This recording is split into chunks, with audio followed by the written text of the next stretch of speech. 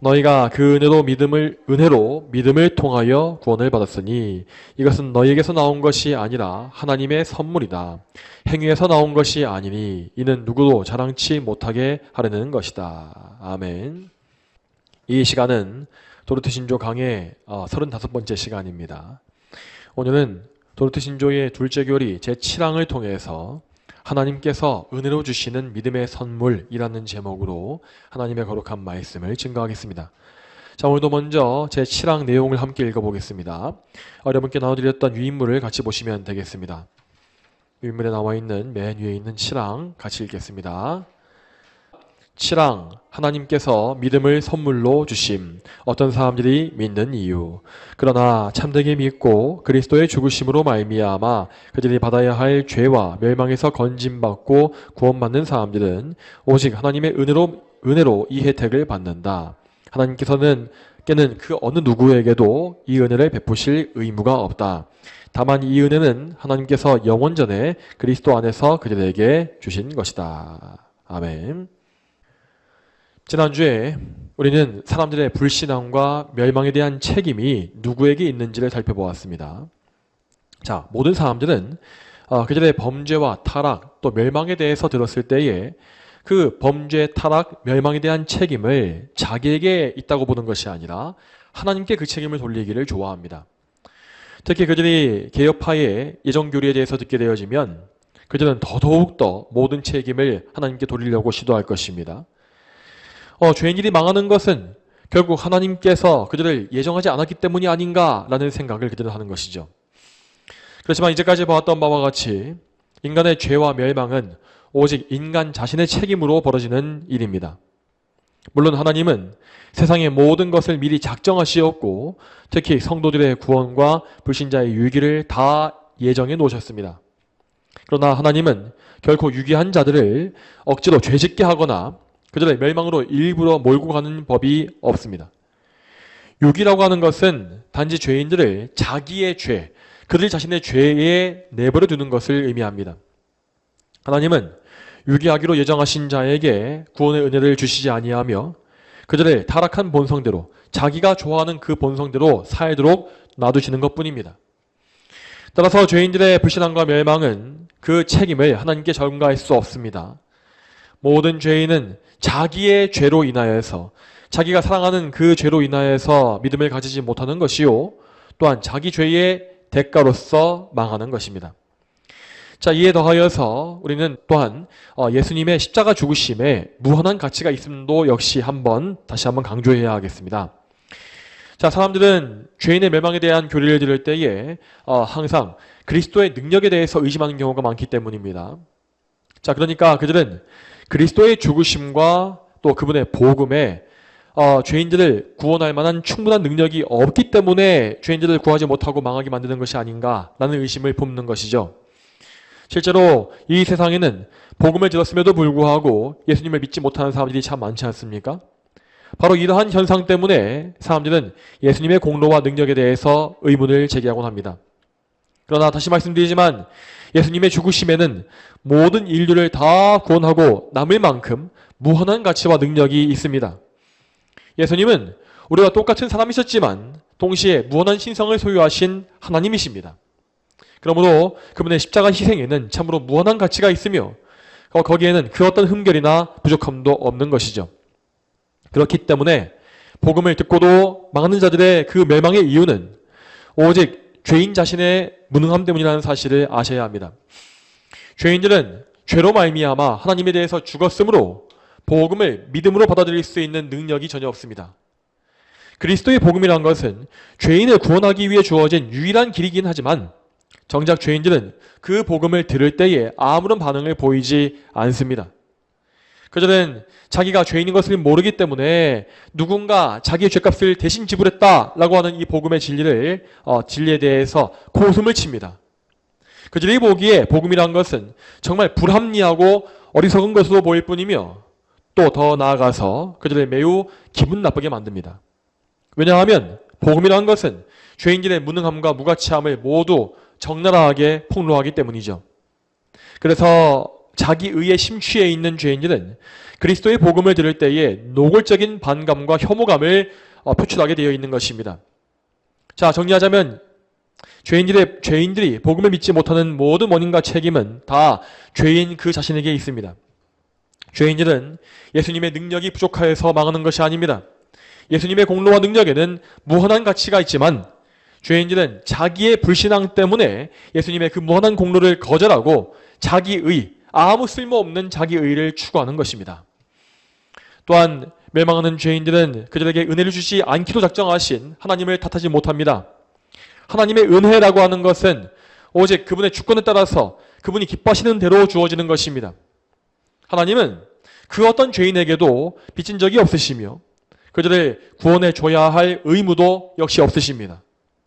모든 죄인은 왕 대신 하나님께 반역한 대역죄인이기 때문에 그들에게는 구원에 합당한 가치도 없고 구원받을 자격도 전혀 없습니다.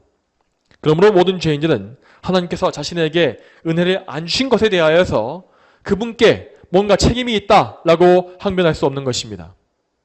자, 여러분, 이제까지 정리한 내용에 따르면 정말 모든 죄인에게는 정말로 아무런 소망이 없습니다.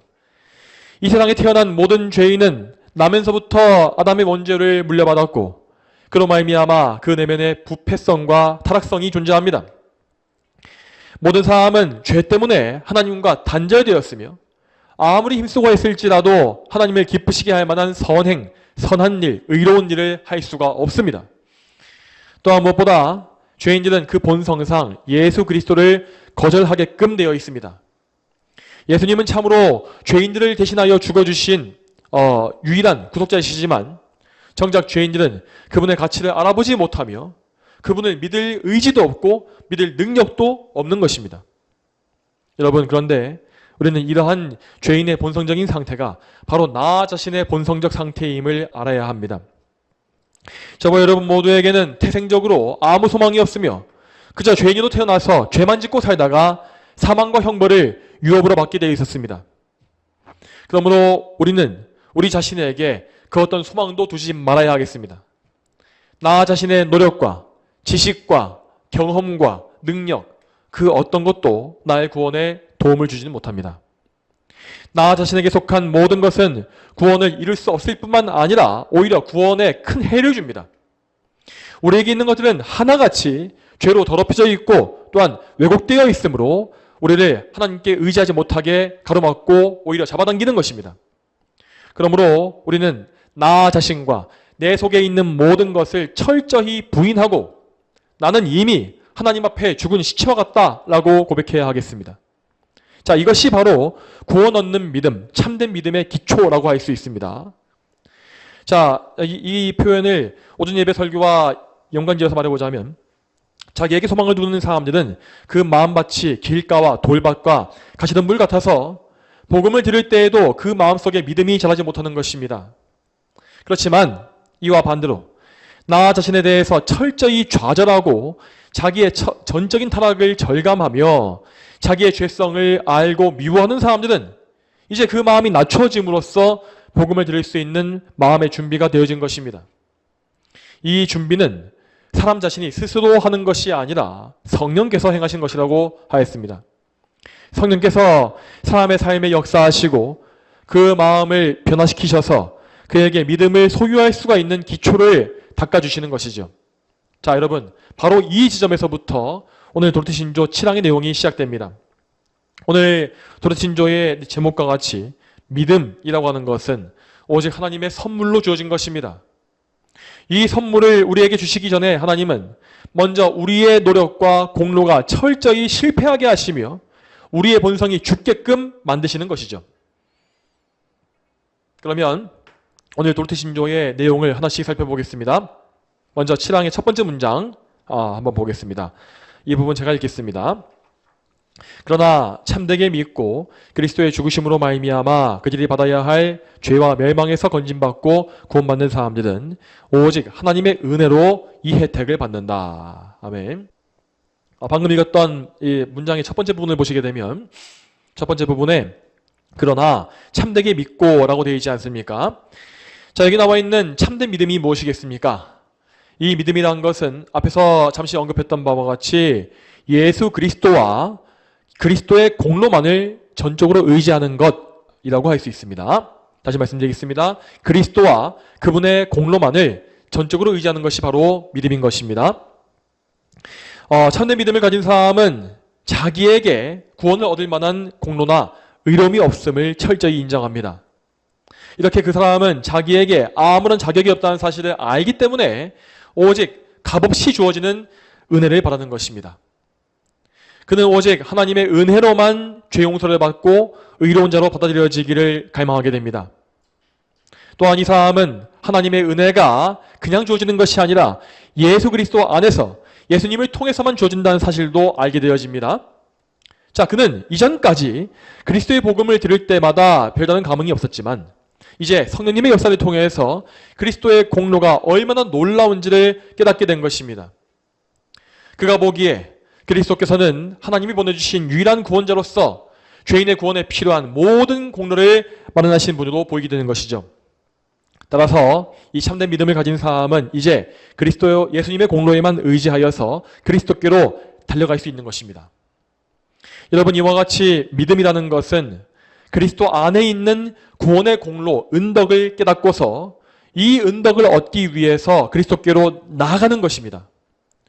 이 믿음을 통하여서 우리는 예수님께 연합하며 그분 안에 있는 구원의 은덕에 참여하는 것이죠. 그리스도 안에 있는 은덕이라는 것은 칭의와 양자됨, 구원의 확신, 그리고 성화와 견인, 영화 등이라고 할 수 있습니다. 이 모든 구원의 은혜는 참된 그리스도인들에게 절대 없으면 안 되는 필수적인 구원의 과정이요, 구원의 요소입니다. 그러므로 그리스도의 은덕이 없으면 우리는 구원을 받지 못하며 혹 구원받은 이유라 할지라도 정상적인 그리스도인의 삶을 살 수가 없습니다. 자, 그런데 여러분, 여기 잠시 멈춰서 우리는 잠시 여기서 믿음의 용도가 무엇인지를 정확히 알고 넘어가야 하겠습니다. 우리 칼빈주의의 신앙에서 믿음이라는 것은 구원을 얻기 위한 도구와 통로라고 말하고 있습니다. 여러분, 우리가 이런 사실을 강조해야 하는 이유가 무엇일까요? 그것은 여기서도 아르미니안주의의 잘못된 주장 때문입니다. 아르미니안주의자들은 사람의 믿음 자체, 그 믿음 자체를 하나의 공로로 여깁니다. 그래서 그들은 믿음을 가리켜서 하나님께서 요구하시는 구원의 조건이다 라고 말했던 것입니다. 말하자면 아르미니안주의자들은 하나님께서 우리를 구원해 주시는 조건으로 믿음을 요구하시기 때문에 믿어야 한다라고 요구하시기 때문에 우리는 그 조건에 맞게 믿음을 가져야 한다라고 말한다는 것입니다. 자, 물론 아르미니안주의자들 역시 말하기로는 믿음이 하나님의 은혜이다라고 말하긴 합니다. 그렇지만 그들이 말하고 있는 은혜는 우리와 다릅니다. 우리가 말하고 있는 은혜와 다른 것입니다. 자, 그들이 말하고 있는 은혜라고 하는 것은 우리가 믿을 수 있도록 도와주시는, 조력해 주시는 은혜에 불과합니다. 그러니까 아르미니안주의에서는 하나님의 은혜와 인간의 능력이 협력함으로써, 자, 그러니까 은혜로만 되어지는 것이 아니라 은혜와 인간의 능력이 협력함으로써 믿음을 가지게 된다라고 본다는 것이죠. 하지만 여러분, 성경은 이 믿음에 대해서 말할 때에 인간의 능력이 협력한다는 개념을 절대 말하지 않습니다. 자, 이에 대해 알기 위해서 오늘 설교의 본문을 다시 한번 보겠습니다. 에베소서 2장 8절과 9절 말씀 다시 한번 읽어보죠. 너희가 믿음으로 말미암아 은혜로 구원을 받았으니 이것은 너희에게서 나온 것이 아니라 하나님의 선물이다. 행위에서 나온 것이 아니니 이는 누구도 자랑치 못하게 하려는 것이다. 아멘. 여러분, 이 말씀에서 사도 바울은 믿음이 사람에게서 나온 것이 아님을 거듭거듭 강조하고 있습니다. 그는 기록하기를 믿음은 사람에게서 나온 것이 아니라 하나님의 선물이다 라고 하였고, 또한 믿음이 행위에서 나온 것이 아니니 이는 누구도 자기 행위를 자랑치 못하게 하려는 것이다 라고 하였습니다. 이와 같이 바울은 믿음에서 인간의 능력과 공로를 철저하게 제거합니다. 자, 사람은 기본적으로 자기의 행위를 드러내고 싶어하는, 또 자랑하고 싶어하는 본성을 다 가지고 있습니다. 그러므로 이 에베소서의 말씀이 이렇게 나와 있지 않았다고 한다면 이 세상에는 믿음을 자기 공로로 드러내고 자랑하는 그런 어리석은 죄인들이 더욱더 넘쳤을 것입니다. 여러분, 다시 말씀드리지만 믿음이라는 것은 우리의 결단과 의지와는 아무런 관련이 없습니다. 우리는 우리 스스로의 결단으로서 그리스도를 믿을 능력이 없으며 오히려 우리의 결단이라는 것은 그리스도를 반대하고 왜곡하며 자기 의를 내세우게 만들 뿐입니다. 따라서 믿음은 오직 위로부터 주어지는 하나님의 선물로서 우리 바깥에서부터 우리에게 들어와야 하는 것입니다. 하나님은 참으로 무능하고 어리석은 우리를 불쌍히 여기시어서 값이 없는 은혜로 믿음의 선물을 우리에게 주신 것이죠. 자, 그러면 하나님은 이 믿음, 우리에게 주시는 그 믿음을 어떤 용도로 쓰시겠습니까? 앞에서 잠시 말씀드린 바와 같이 하나님은 구원을 주시기 위한 통로, 은혜를 주시기 위한 통로로서 믿음을 쓰십니다. 이에 대해서 우리는 방금 읽었던 에베소서의 말씀을 다시 봐야 합니다.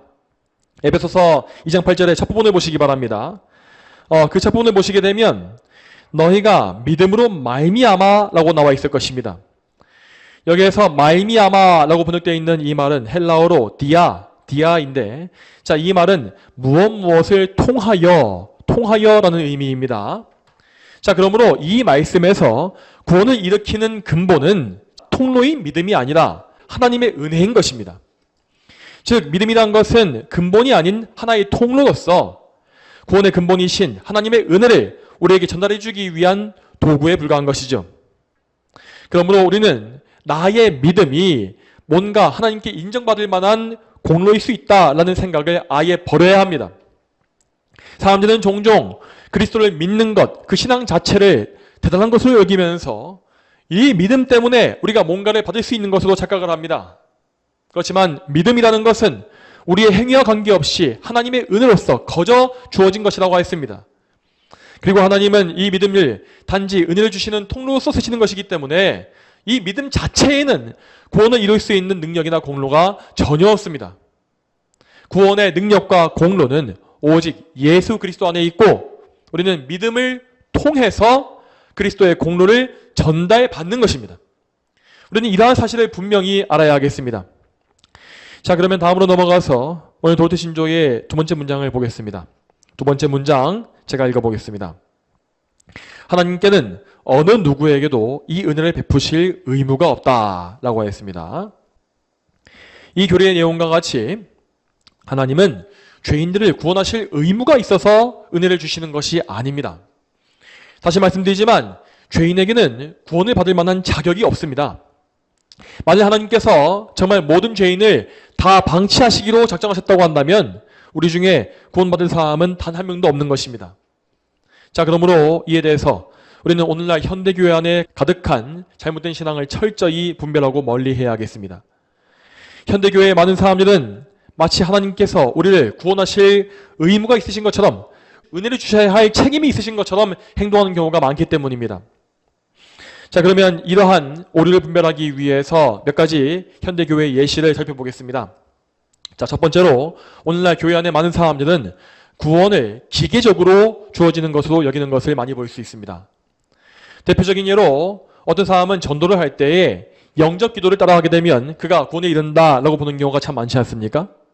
자, 이러한 태도, 그러니까 영접 기도를 하기만 하면 구원이 이루어진다라고 보는 이러한 태도는 인간의 행동에 의해서 은혜가 따라온다고 보는 것이기 때문에, 그러니까 이것은 하나님에게 우리에게 은혜를 줘야 하는 의무가 있는 것처럼 보는 것과 같다고 할 수 있습니다. 자, 이외에도 오늘날 교회 안에 널리 퍼져 있는 훈련 프로그램들도 비슷한 오류를 범하고 있는 것입니다. 자, 많은 사람들은 교회 안에 일정한 양육 코스를 만들어 놓고 그 코스를 정확하게 다 이수하게 되어지면 신앙의 성숙이나 직분자로서의 자격이 생기는 것으로 여기곤 합니다. 하지만 여러분, 영적 성장이라고 하는 것은 사람이 이렇게 코스를 밟고 원하고 애쓴다고 해서 이루어지는 것이 아니라 오직 하나님의 은혜로서 주어지는 것임을 항상 기억해야 합니다. 앞에서 말씀드린 바와 같이 성화라고 하는 것은 오직 그리스도 안에 있는 은덕입니다. 따라서 성도의 성화, 성도가 예수님을 닮고 거룩해지는 것은 프로그램을 이수하는 것과는 아무런 관련이 없습니다. 우리는 항상 믿음으로 그리스도께 연합해야 하며 그분께 순종하는 삶을 통하여서 은혜로 말미암아 성화될 수가 있는 것입니다. 따라서 성화를 인위적인 코스를 이용해서 이룰 수 있다고 믿는 것은 하나님의 은혜를 인본주의적으로 조종하려고 하는 망령된 시도일 뿐입니다. 둘째로 현대교회의 많은 사람들은 고난 중에서 하나님을 원망하는 것을 자주 볼 수 있습니다. 자, 이런 사람들은 주로 믿음 생활을 꾸준히 해왔거나 아니면 교회 안의 직분과 봉사를 많이 해왔던 사람들인 경우가 많습니다. 그들은 자기 삶에 뭔가 큰 문제와 고난이 오게 되어지면 어떻게 하나님께서 이렇게 나에게 하실 수 있는 것인가? 내가 이렇게 하나님을 열심히 섬겼는데 왜 이렇게 나에게 안 좋은 것을 주시는가? 라는 식으로 원망을 드러내는 것입니다. 이러한 태도는 자기의 행위, 자기가 봉사하고 열심히 기도하며 예배했던 그 모든 행위를 공로로서 내세우는 것이며 또한 그래서 내 공로가 여기 있으니까 하나님은 나에게 은혜를 주셔야만 합니다 라고 여기는 것과 같습니다.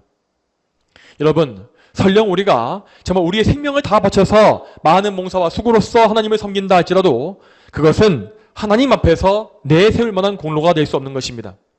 왜 그렇습니까? 왜냐하면 우리의 섬김, 우리의 헌신이라는 것은 오직 하나님의 은혜로 말미암아 행한 것이기 때문이죠.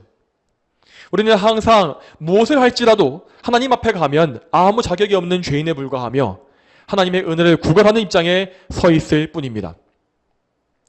다음 세 번째로 오늘날 교회 안에 많은 사람들은 회개를 대충 하면서 용서를 당연하게 여기는 태도를 많이 보이고 있습니다. 자, 이러한 사람들은 은연중에 하나님께서 사랑이 많으신 분이기 때문에 내가 죄를 지어도 회개하면 용서해 주시겠거니 라는 식의 생각을 가지는 것입니다. 여러분, 이것은 하나님의 은혜를 값싸게 취급하는 것으로서 이것은 또한 동시에 그분께 죄를 용서해 줘야 할 의무가 있다는 식으로 여기는 자세와 같습니다. 이렇게 되면 그 사람은 점점 더 참된 회개에서 멀어지게 되며 하나님을 막는 데에 대한 거짓 믿음으로 깊이 빠질 수밖에 없는 것입니다. 여러분, 우리는 항상 나 자신의 자격 없음을 철저히 인정해야 합니다. 우리는 하나님 앞에서 미약한 피조물에 불과하고 또한 하나님께 반역하였던 죄인에 불과합니다. 우리는 하나님의 자녀가 되어진 이후에도 하나님께 뭔가를 요구할 자격은 없는 것입니다. 다만 우리는 하나님의 은혜를 입었고 언약을 받았기 때문에 그 언약, 하나님의 약속에 의지하여서 은혜를 구하는 것이죠. 이 간구라는 것은 당당하게 내놓으라고 요구하는 것이 아니라 하나님 앞에 엎드려서 은혜를 구걸하는 태도여야 하는 것입니다. 이와 같이 우리는 항상 나 자신을 낮추고 하나님을 높여야 하며 또한 은혜를 주시는 수여자이신 하나님을 두려워해야 합니다. 은혜를 주시거나 주지 않으시는 것은 오직 하나님의 뜻에 달려 있습니다. 그러므로 만일 하나님께서 우리에게 은혜를 주지 아니하시고 막으신다면 우리는 그 어떤 것도 받거나 누릴 수 없는 것입니다. 그러므로 우리는 매사에 하나님을 경외하는 가운데 그분의 주권을 인정하고 하나님을 두려워하는 태도를 견지해야 하는 것입니다. 자, 그런데 이 지점에서 여러분은 한 가지 의문을 품으실지도 모르겠습니다. 그 의문은 나에게 하나님의 은혜가 임할지 임하지 않을지를 어떻게 알겠습니까? 라는 의문입니다. 자, 이런 분들은 분명히 마음속으로 하나님의 은혜를 원하고 있긴 하지만 그 은혜가 주어지지 않고 있는 것 때문에 답답한 마음 상태일 수가 있을 것입니다. 하지만 여러분, 그런 분들은 너무 두려워하실 필요가 없습니다. 지금 여러분께서 정말 진정으로 하나님의 은혜를 구하시고 있고 여러분 자신을 부인하고 싶어하는 마음이 있다면 여러분은 지나치게 두려워하시거나 낙심치 말고 계속해서 하나님의 은혜, 여러분을 구원하시고 성화시키실 그 은혜를 구하시기 바랍니다. 여러분 잘 아시기 바랍니다. 지금 여러분께서 은혜를 구하고 있고 갈망하고 있는 그 마음 자체도 사실은 여러분 자신에게서 나온 것이 아닙니다. 오직 하나님께서 은혜를 베푸신 사람만이 그 마음의 은혜를 갈망할 수 있는 것이죠. 하나님은 우리에게 은혜 사모하는 마음을 주시어서 하나님을 더 구하게 하시며 그렇게 사모하게 하심으로써 나중에 더 큰 은혜를 부어주시는 것입니다. 그러므로 지금 우리 마음속에 은혜를 간구하고 있고 은혜를 갈망하면서 은혜가 임하지 않는 것 때문에 답답해하는 마음이 있다고 한다면 그 마음 역시도 나 자신에게서 나온 것이 아니라 하나님이 부어주신 은혜임을 우리는 기억해야 하겠습니다. 여러분, 사람의 원래 본성은 애초에 은혜 자체에 관심이 없습니다. 죄인들은 원래부터 하나님의 은혜를 진정으로 구하지 않으며 또한 자기를 부인하고 싶은 마음도 전혀 생길 수가 없습니다. 그렇기 때문에 은혜가 없는 사람들은 신앙생활을 한다고 할 때에도 오직 자기 자신의 유익만을 추구하는 것입니다. 그들 중에는 신앙을 통해서 세상의 부귀와 성공을 추구하는 기복주의자들이 있고, 또한 그들 중에는 어떤 신기한 기적을 추구하는 은사주의자들이 있습니다. 그리고 그 중에는 성경을 벗어나서 신비로운 종교 체험을 추구하는 신비주의자들도 존재하죠. 이런 사람들의 목적은 온통 자기의 유익과 자기의 즐거움으로만 채워져 있습니다. 그들은 자기의 죄성을 깨닫고 철저히 회개하는 참된 복음의 내용에는 전혀 관심이 없습니다. 이런 사람들은 처음부터 은혜에서 이탈해 있기 때문에 이러한 거짓 신앙에 점점 더 깊이 빠지는 것입니다. 하지만 이와 반대로 만일 여러분께서 정말 하나님의 은혜를 원하고 있는데 도무지 믿음이 생기지 않아서 믿지 못하고 계신 것이라면 여러분은 은혜가 임하지 않을까 봐서 겁내지 마시고 하나님을 신뢰하며 끝까지 인내하시기 바랍니다. 하나님은 때때로 한 사람에게 은혜를 부어주시기 전에 그에게 인내의 시간을 주십니다. 이 인내의 시간을 통하여서 그 사람은 자기의 무능함과 무가치함을 철저히 알고 인정하게 되어지며 하나님의 은혜가 없으면 나는 살 수가 없다라는 사실을 경험적으로 알 수 있게 됩니다. 이와 같이 하나님은 그들을 인내하게 하심으로써 그들 안에 있는 온갖 자기의와 자기 주장과 교만함을 하나하나 제거해 가시는 것입니다. 여러분, 하나님은 우리에게 은혜를 주실 타이밍이 언제인지를 정확히 아십니다.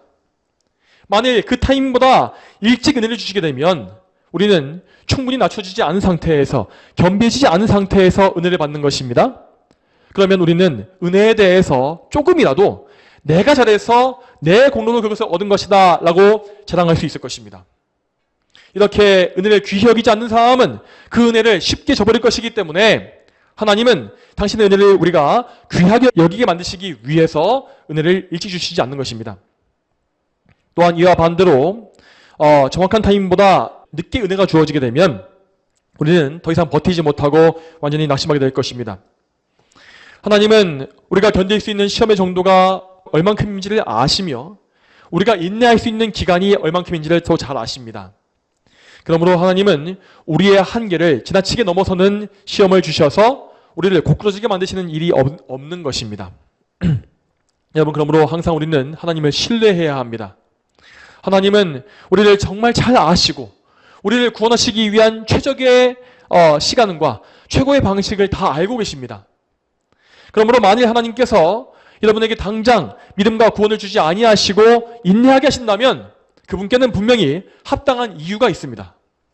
하나님은 항상 공의로우시고 또한 선하시기 때문에 우리에게 가장 좋은 것만을 주시기 때문이죠. 따라서 여러분은 하나님의 은혜를 구하시면서 꼭 이러한 간구를 올리시기 바랍니다. 자, 그 간구는 여러분의 눈을 열어달라라고 하는 기도입니다. 혹 여러분 안에 은혜가 아직 주어질 수가 없는 원인이 있다고 한다면 하나님은 그 은혜를 맡고 있는 원인을 제거하시기 전까지 은혜를 안 주실 것입니다. 그리고 만일 여러분께서 그 원인이 무엇인지를 알려고 하지 않거나 아니면 심지어 알고 있는데 고침받길 원치 않아서 그것을 버리지 못하고 있다고 한다면 여러분은 결코 은혜를 받지 못할 것입니다. 여러분은 항상 여러분 안에 고침받기 싫어하는 본성이 있다는 사실을 꼭 아셔야 합니다.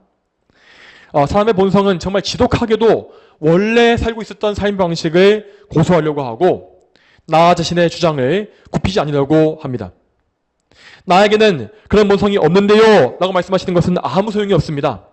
왜냐하면 이 본성은 모든 죄인들에게 다 동일하게 존재하고 있는 것이기 때문입니다. 그러므로 여러분은 고침받기를 거부하는 하나님의 손길을 거부하고 있는 모든 악한 본성을 인정하고 아뢰시면서 여러분의 눈을 열어달라고 꼭 기도하시기 바랍니다. 성령께서 눈을 열지 아니하시면 우리는 내 안에 있는 고침받기 싫어하는 이런 악한 마음을 알래야 알 수가 없습니다. 하지만 성령께서 우리의 마음의 눈을 활짝 여시면 우리는 그때에 내 안에 있는 완고하고 악한 성품, 하나님께서 참으로 미워하시는 버려야 할 그런 악을 발견하고 볼 수 있을 것입니다. 이와 같이 우리 마음을 밝히시는 성령님의 조명하심이 있어야만 우리는 우리의 죄를 바르게 알 수 있으며 그것을 철저하게 회개할 수 있습니다.